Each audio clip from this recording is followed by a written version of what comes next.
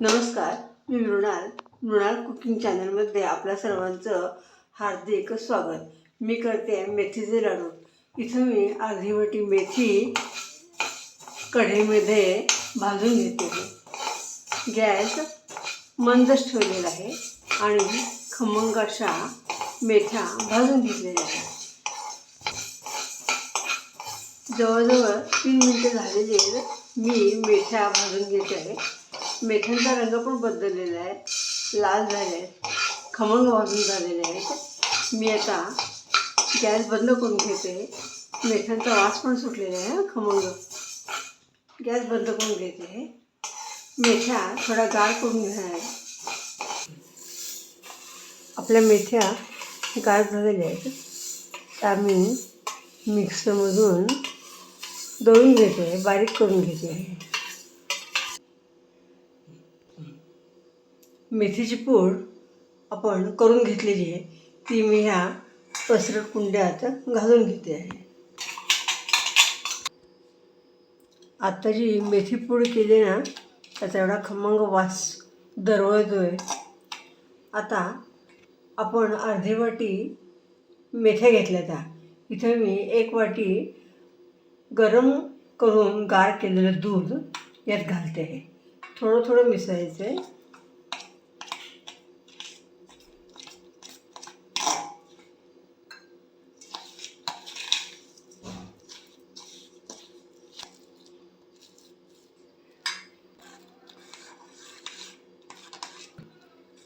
इथं मी 1 वाटी दूध पूर्ण घातलेलं आहे आणि त्याच्यामध्ये ही मेथी पावडर भिजवून ठेवते.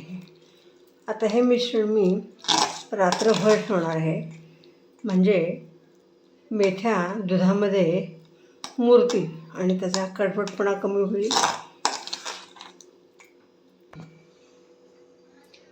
हे मिश्रण मी आता रात्रभर असंच झाकून ठेवणार आहे. चला तर आपण साहित्य बघूया का.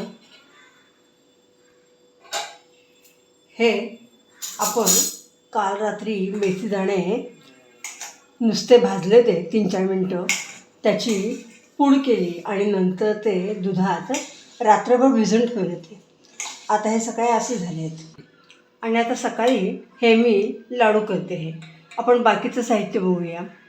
इथं मी अर्धी वाटी सुकं खोबरं खिसून घेतलेलं आहे. तूप घेतलेलं आहे. तूप लागेल तसं वापरायचं आहे, कारण प्रत्येकाचा तुपाचा हात वेगळा असतो. इथं 1/4 वाटी कणिक घेतलेली आहे. इथं थोडंसं जायफळ 1 चमचा घेतलेले पावडर आत्ता खिसून घेतलेली आहे आणि अर्धा चमचा वेलची पावडर घेतलेली आहे. अर्ध्या वाटीला थोडंसं कमी असा डिंक घेतलेला आहे. गूळ खिसून घेतलेला आहे. आपलं सर्व मिश्रण किती होते त्या प्रमाणात आपल्याला गूळ घालायचं आहे. इथं 2 चमचे खारीक पावडर घेतलेली आहे. अर्धी वाटी बदाम घेतलेले आहेत. गॅस चालू केलेला आहे. कढई तापत ठेवलेली आहे. त्याच्यामध्ये मी पहिल्यांदा खोबरं नुसतं भाजून घेते. मंद आचेवर भाजून घ्यायचं आहे.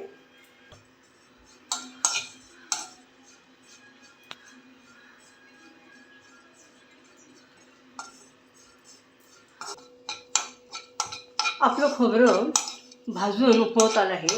तुम्ही ते कच्चं पण घालू शकता, पण कधी कधी लाडू जास्त टिकतात आणि त्यामुळं त्याला वास येतो. त्यामुळं थोडंसं तरी भाजून घ्या. आपलं खोबरं गुलाबी रंगावर भाजून झालेलं आहे. ते मी आता खाली काढून घेते आहे.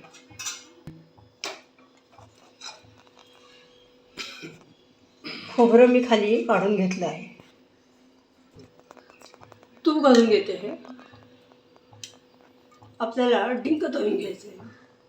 गरम झाले, मी डिंक तळून घेते आहे.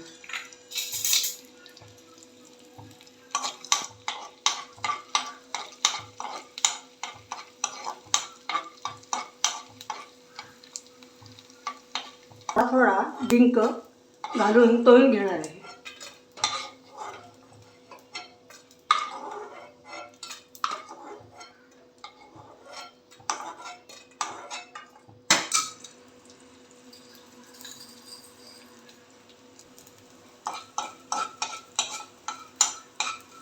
आपला डिंक तळून झालेला आहे. डिंक एकदम लाल करायचा नाही आहे, नाही तर तो कडवट होईल.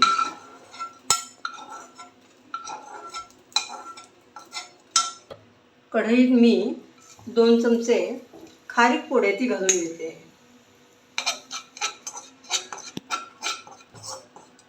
उरलेल्या थेंबभर तुपातच मी खारीक पूड भाजून घेतलेली आहे. खारीक पूड मी खाली काढून घेतलेली आहे. ती फक्त 1 मिनिटच थेंबभर तुपामध्ये मी भाजून घेतलेली आहे. कढईत 3 चमचे तूप घालून घेतलेले आहे. तूप पातळ होत आहे आणि आता ह्याच्यामध्ये मी बदाम तळून घेते आहे.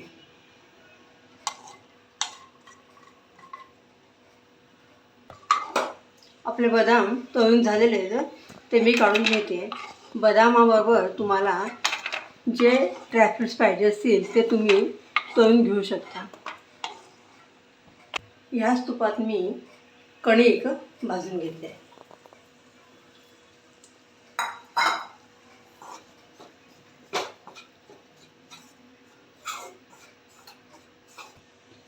कणिक आपल्याला मंद आचेवर जवळजवळ 5 मिनिटं भाजून घ्यायची आहे. तोपर्यंत मी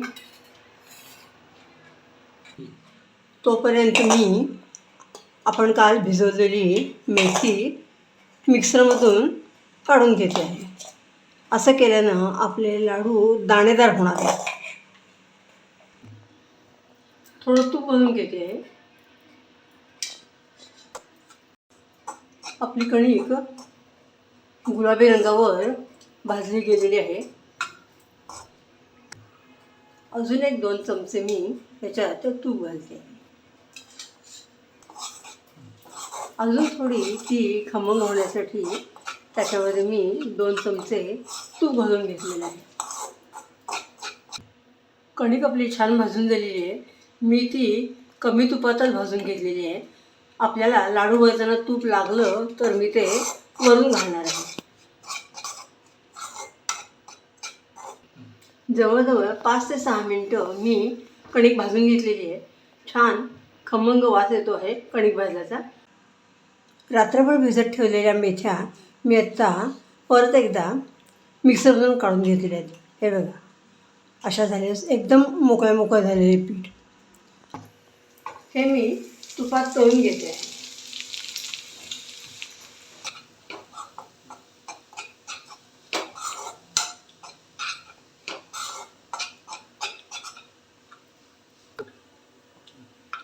मेथीदाणा खाण्याचे फायदे आपल्याला सर्वांना माहीतच आहेत. मेथीमध्ये फायबर्स भरपूर प्रमाणात असतात, त्यामुळं पचन सुलभ होते, रक्तातील शुगर नियंत्रित राहते, हृदयाला आराम मिळतो, आरोग्य वाढते हृदयाचे. शिवाय केस आणि त्वचा ह्याच्यासाठी हे मेथीदाणे अत्यंत उपयुक्त आहेत. आपल्या या मेथीच्या लाडवात डिंक घातल्यामुळे कंबरदुखी, सांधेदुखी यांच्यासाठी पण फायदा मिळणार आहे. बदाम घातलेले आहेत, खोबरं, खारीक हे पण घातलेले आहे. त्यामुळं लाडू हे अतिशय पौष्टिक होणार आहेत. सकाळी उठल्याबरोबर 1 लाडू खाल्ला तरी पण त्याचा आपल्या आरोग्याला चांगला फायदा होणार आहे. मेथीचं मिश्रण आपलं छान भाजून झालेलं आहे. मी आता गॅस बंद करते आहे. आणखीन हे मिश्रण गॅसवर असंच ठेवते आहे.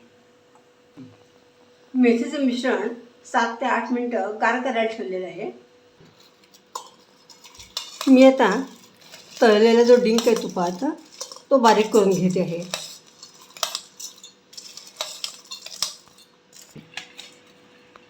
आपली जाडसर अशी डिंकाची पूड तयार झाली आहे.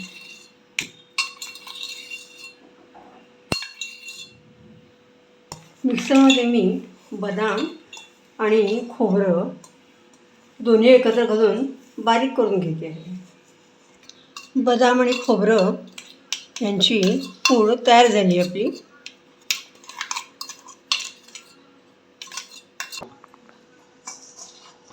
कणिक पण मी इथं घालून घेते आहे.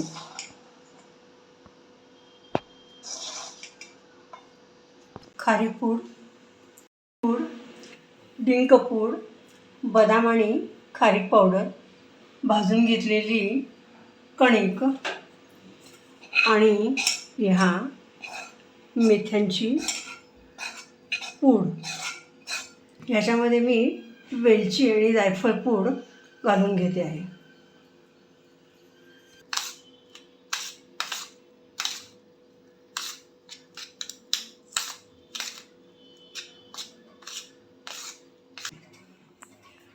बाकीचं सगळं मिश्रण आपण एक करून घेतलेलं आहे.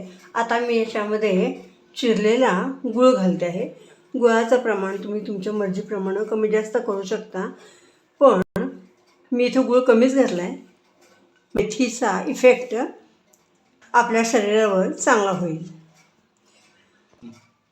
तुम्ही चिरलेला गूळ वापरणार असाल तर हे मिश्रण परत सगळं एकदा गूळ घालून तुम्ही मिक्सरमध्ये घाला आणि मग त्याचे लाडू वळा.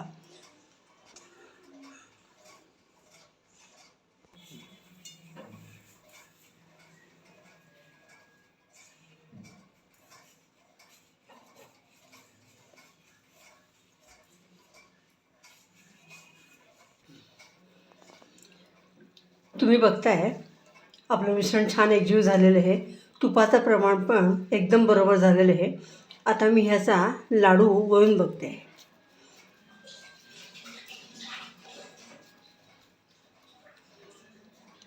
हे बघा, अजिबात काही त्रास होत नाही आहे.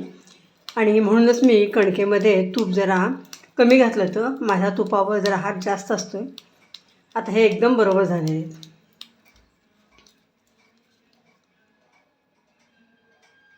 बाकीचे मी लाडू आता वळून घेते आहे.